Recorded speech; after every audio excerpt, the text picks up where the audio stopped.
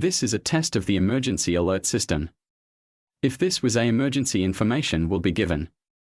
For more, go to www.aus.eas.government.